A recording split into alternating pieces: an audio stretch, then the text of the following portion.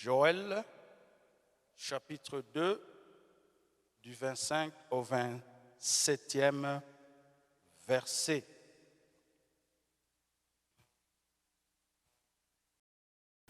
La Bible dit ceci: je vous remplacerai des années qu'ont dévoré la sauterelle, le gélec, le hassil et le gazam, ma grande armée que j'avais envoyée contre vous. Vous mangerez et vous vous rassasierez et vous célébrerez le nom de l'Éternel votre Dieu, qui aura fait pour vous des prodiges, et mon peuple ne sera plus jamais dans la confusion. 27. Et vous saurez que je suis au milieu d'Israël, que je suis l'Éternel, votre Dieu, et qu'il n'y en a point d'autre, et mon peuple ne sera plus jamais dans la confusion. Amen. Merci beaucoup. Vous pouvez vous mettre dans la présence de Dieu. Ici, je crois que c'est le livre de Joël. Joël est reconnu comme un prophète. Donc, ce nom-là signifie tout simplement l'Éternel est Dieu. J'aime beaucoup ce nom parce que c'est un nom vraiment inspiré qui montre la grandeur de Dieu. Donc, Joël signifie tout simplement l'Éternel est Dieu. Sans ce Dieu-là, il n'y a aucun autre Dieu qui peut être adoré, loué ou peut-être annoncé parmi le peuple. Vous savez, mes bien-aimés dans le Seigneur, que le prophète Joël s'identifie lui-même comme le fils de Pétuel. Il était né d'un certain père, d'un certain papa qui s'appelait Pétuel, que la Bible n'a pas beaucoup parlé de lui après, mais il s'est identifié lui-même par ce père-là, Pétuel.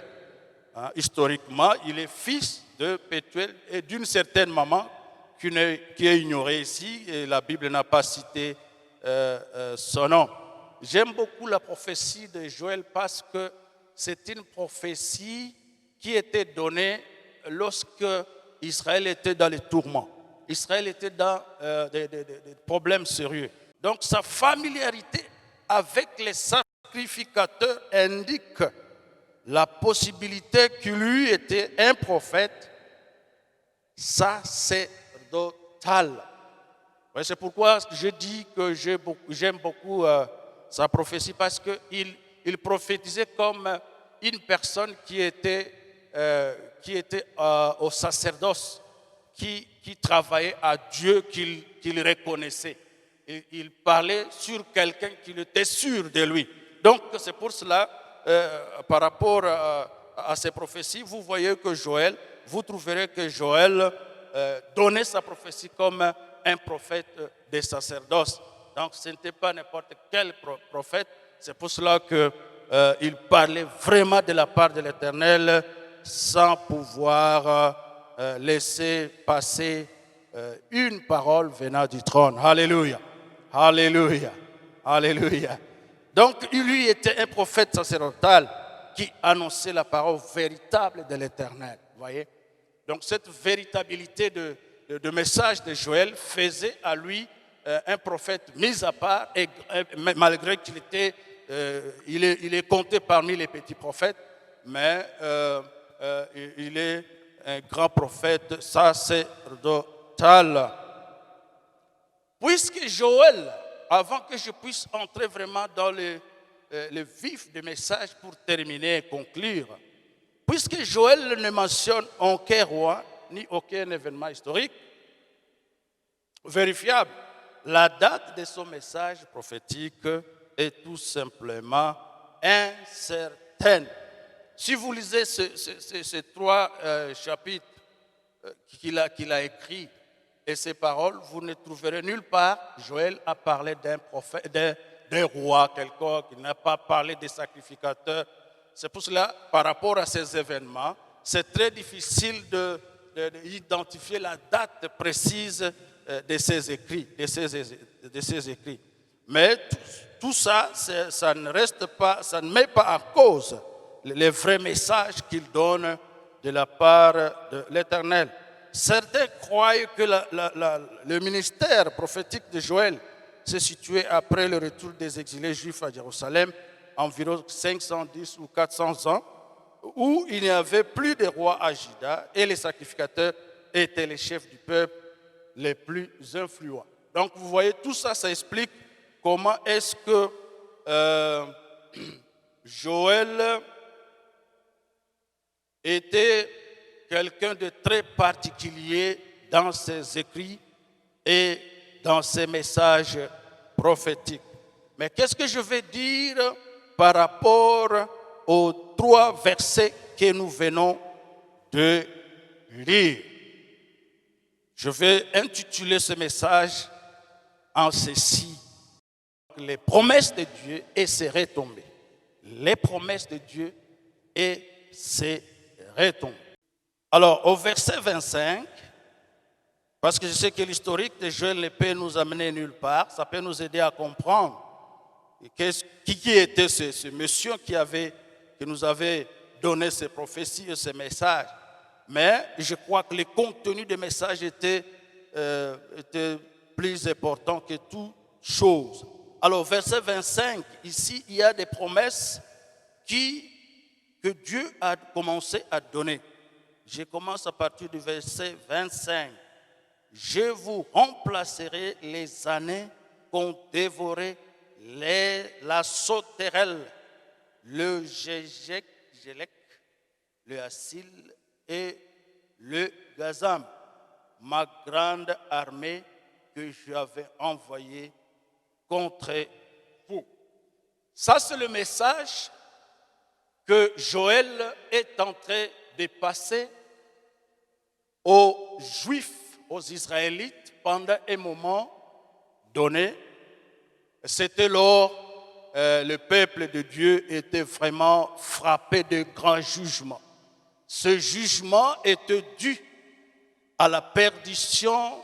Ce jugement était tombé sur le peuple de Dieu lorsque les Juifs avaient laissé les préceptes de Dieu, avaient laissé de suivre l'Éternel Créateur des cieux et de la terre.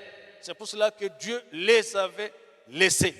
Vous savez, l'Église, le peuple de Dieu et tous ceux qui me voient maintenant, Dieu à tout moment laissait le peuple lorsque le peuple le laissait.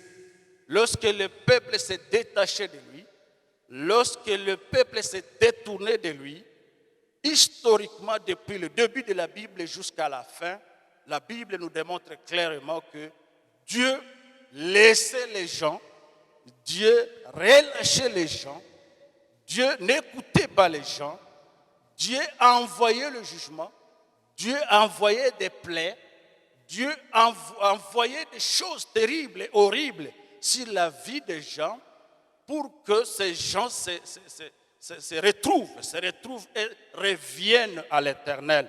Parce que notre Dieu, le Dieu que nous servons, le Dieu que nous prêchons, c'est un Dieu saint. C'est un Dieu qui n'a point de péché à lui. Et il ne coopère pas avec le péché. Même si nous prêchons à tout moment en disant ceci, Dieu aime les pécheurs, mais lui, il n'aime pas les péchés. Dieu peut aimer les gens qui pêchent jusqu'à leur conversion, mais Dieu n'aime pas leurs péchés. C'est pour cela qu'à tout moment que les gens tombaient dans les péchés, laissaient la voie de Dieu, Dieu aussi les relâchait, Dieu aussi les laissait, les délaissait comme ça et envoyait le jugement sur eux. Il est arrivé à un certain moment que Israël a été délaissé par Dieu et Dieu a envoyé des sauterelles. Les sauterelles, c'est un signe de grand jugement que je ne peux pas expliquer ici. Et toutes sortes de ces insectes que Dieu a envoyés ici pour ravager les plantes, ravager les vies, ravager. Donc, l'Israël était devenu comme un peuple maudit et délaissé à cause de jugement des sauterelles que Dieu avait envoyé sur eux à cause de leur méchanceté envers lui. Mais ce qui m'inspire et ce qui me bénit cet après-midi, et je sais que ça va te bénir, c'est le cœur, la compassion que Dieu a toujours pour son peuple. Donnez-moi un grand amen. Le Dieu que nous prêchons, le Dieu sur qui nous avons confiance, le Dieu qui nous a envoyé un sauveur, c'est un Dieu compatissant. Heureusement, ce Dieu-là, c'est un grand Dieu. C'est un Dieu qui a toujours pitié de son peuple. Et il avait déjà promis qu'il ne veut pas voir la mort d'un pécheur. Si vous lisez Ézéchiel, vous allez trouver tous ces versets-là. Dieu ne veut pas voir un pécheur mourir. C'est pour cela qu'il avait toujours promis. Si vous me laissez, je vous délaisse. Et si vous revenez, je vous reviens. Si vous revenez à moi, je vais revenir à vous. Ce sont des grandes promesses, des bonnes promesses que notre Dieu a faites dès le commencement, dès le début, dès la Genèse jusqu'à la fin de la Bible. Vous allez trouver que notre Dieu est un Dieu qui a toujours promis du bonheur, du bon sens, du bien pour son peuple, à moins que son peuple le laisse et dévie et laisse ses préceptes. C'est alors que Dieu aussi le laisse. Un jour, Dieu a suscité la prophétie dans Joël. Et c'est cette prophétie qui me bénit et je vais partager pour terminer mon message de cet après-midi. Il a dit ceci: même si les sauterelles au ravage, même si vous avez été comme des enfants abandonnés, même s'il y a des années, vous avez passé des moments très compliqués, vous avez passé des années, vous avez passé des mois, vous avez passé des semaines, vous avez passé des jours, les jours de pleurs, les mois de doute. Je vous repromets ceci: je reviendrai vers vous et je viendrai. Qu'est-ce que la Bible dit ici? Je viendrai vers vous et je remplacerai les années qu'ont dévoré la sauterelle. Alléluia. Ça, c'est une grande promesse. C'est pour ça que je dis que Dieu est un Dieu de promesses. Et les promesses de Dieu ont toujours des grandes conséquences, des grandes retombées sur la vie de quelqu'un qui les reçoit par la foi. D'une église qui reçoit par la foi les promesses de Dieu. Quelles que soient les choses que vous avez vaincues, quelle que soit la maladie, quel que soit le temps de santé d'une personne, que vous avez passé l'année 2020, depuis le 1er janvier 2020 jusqu'à aujourd'hui, le 27 2020, du décembre 2020, vous avez passé des choses horribles, inexplicables. Mais la promesse de Dieu se tient, et cette promesse qu'il avait faite dans la bouche de Joël se tient aujourd'hui dans cette église, la fête de cette année, pour une personne en se disant ceci: je remplacerai tout ce que les sauterelles ont dévoré dans la vie d'une personne toute l'année 2020. Alléluia, alléluia. Que le Seigneur soit loué. J'aime beaucoup ce Dieu-là parce que c'est un Dieu, quand il promet quelque chose, alors il le réalise. Alors je vais encourager une personne aujourd'hui.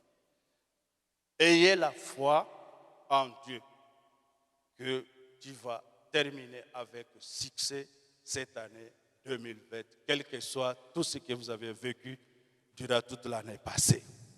Dieu dit qu'il va enlever les années qui ont été rongées par les sauterelles. Mais attention, avant de restaurer, Dieu avait mis donc de préalable devant les enfants d'Israël en disant ceci: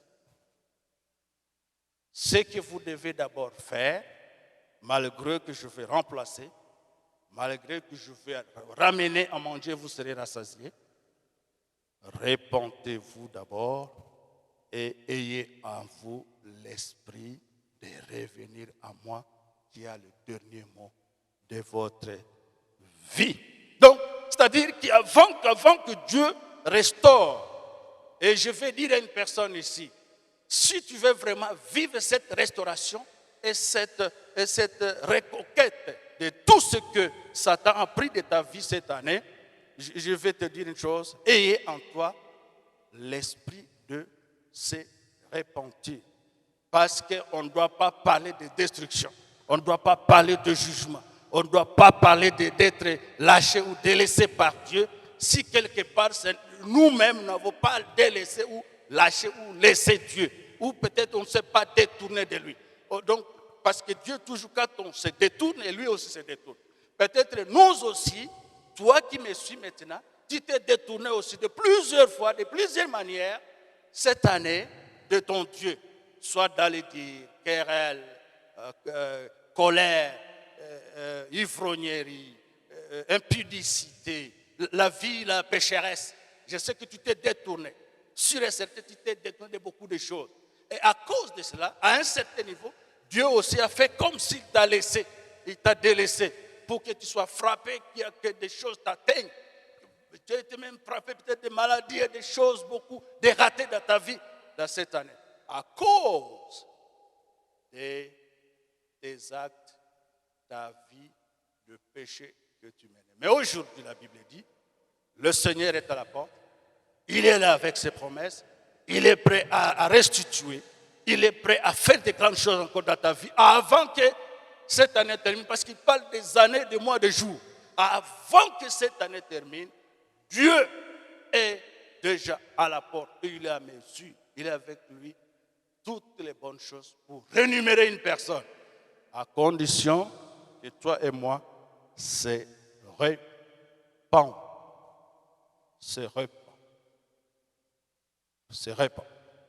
Alors, c'est pour cela que la condition de cette réalisation de la promesse et de cette restauration dans la vie d'une personne doit nécessairement commencer par une vie de repentance, une vie de sanctification, une vie de comment est-ce qu'on dit ça? Faire les examens de conscience, se regarder comment est-ce que tu as passé cette année, comment est-ce que tu as marché devant Dieu, qu'est-ce qui a été la porte d'entrée de tout ce que tu as vécu. Alors tout ça, ça va m'aider, ça va t'aider toi, ça va nous aider nous tous à entrer à nous-mêmes et commencer à se repentir, se sanctifier, afin que la restauration que Dieu a promis dans la bouche de Joël soit notre partage. Donc pour être restauré, il faut commencer par la repentance. Pourquoi j'ai dit ça? Parce que vous voyez, avant que ce verset-là soit dit par Joël, il a d'abord commencé par déclarer, si vous voulez voir la main de Dieu, si vous voulez voir les choses changer, vous devez vous repentir sincèrement. Vous allez briser vos cœurs, vous allez déchirer vos cœurs et non vos habits, afin que cette restauration vous arrive aussi. Donc c'était une condition sine qua non pour cette restauration. Il fallait d'abord commencer par la repentance. C'est pour cela que, oui, vous serez reconduit, oui, vous serez béni, oui, vous serez protégé, oui, vous allez terminer cette année, mais regarde au scénario là où vous avez péché contre ton Dieu et commence à réparer maintenant. Oh, la bonté de Dieu envers lui et la délivrance que Dieu lui a accordée devrait susciter et inciter le peuple à louer et à adorer Dieu. Ça, c'est le verset 26. Si vous lisez de Joël chapitre 2, vous allez voir, quand vous allez coopérer comme ça avec Dieu, en toi sortira l'adoration. Cette année, tu ne manqueras pas de choses à dire merci à Dieu. Parce qu'il y aura une différence entre ta vie et la vie de cette personne que vous connaissez. Il y aura une différence entre ta vie et la vie de ton ennemi. Il y aura une différence entre ta vie à toi et la vie de celui qui n'a pas prié. Et la vie de quelqu'un qui ne s'est pas repenti, qui ne s'est pas déversé, qui n'a pas brisé son cœur devant Dieu. il y aura une différence nécessairement. Et tu la verras. Tu la verras. Tu verras cette différence-là avec tes yeux lorsque Dieu va mettre tout ça dans ton cœur et dans ta bouche. Tu vas commencer à louer Dieu et l'adorer. Pour terminer, verset 27, le peuple saura que Dieu est au milieu de toi lorsque la restauration devient ton partage de chaque jour. Alors, j'ai voulu seulement vous exhorter cet après-midi en disant ceci: quand Dieu promet, il réalise. Et les retombées des promesses de Dieu pour son enfant est si grande. C'est quelque chose de palpable. C'est quelque chose que les gens verront. Toi-même, tu le vivras et tu vas témoigner. Et tu vas dire de ta bouche que le seul Dieu qui est digne d'être adoré et loué, c'est celui qui te garde, toi et ta famille. C'est celui qui t'a aimé et c'est celui qui t'a protégé et t'a gardé dans tout ce que tu as vécu dans l'année 2020. Je termine en disant ceci. Dieu veut que chacun de nous réussisse dans sa vie. C'est pour cela qu'il a promis beaucoup de choses à ceux qui le craignent, à ceux qui l'aiment. Il a promis beaucoup de choses parce que son vouloir est que son peuple vive son bonheur. Alors je dis ici que Dieu veut que tu vis une vie de succès parce que votre succès à vous détermine le succès de Dieu. Si la promesse de succès dans la vie d'un enfant de Dieu n'est pas quelque chose qu'on voit ou bien qu'on témoigne, cela rend aussi Dieu faible et petit. Mais lorsque nous vivons une vie de succès, de réussite et de prospérité, cela aussi détermine le succès, la grandeur, le bienfait de Dieu sur tout l'univers. Donnez-moi un grand amen. C'est pour cela que nous devons vivre comme Dieu veut que nous vivons. Et cela, c'est toujours vivre sa promesse et ses retombées et ses conséquences. Et surtout, vivre la vie de la sanctification, de repentance chaque jour afin que Dieu commence à remplacer des choses que Satan a enlevées, que Satan a volées dans nos vies, afin que Dieu commence à remplacer, à renouveler ça. Donc, il faut nécessairement que ça commence toujours par une vie de repentance. C'est pour cela que Dieu a un plan pour le futur de tout et chacun de nous. Dieu n'a pas seulement un plan pour notre futur, mais aussi il a une voie qui nous amène tout droit dans le but de notre être sur la terre. Donnez-moi un grand amen. Alors c'est ça ce que je voulais vous dire. Et pour terminer, je lis Éphésiens chapitre 1, verset 11. La Bible dit ceci. La Bible dit ceci. À lui nous sommes aussi devenus héritiers et a été prédestinés suivant la résolution de celui qui opère toutes choses d'après les conseils de sa volonté. 12. Afin que nous servions à la louange de sa gloire, nous qui d'avance avons espéré en Christ. Amen. Donc, nous devons, nous tous, chercher à louer, à adorer le seul qui est digne de recevoir nos louanges et nos adorations. C'est pourquoi nous sommes voués à une loyauté Nous devons être loyaux à Dieu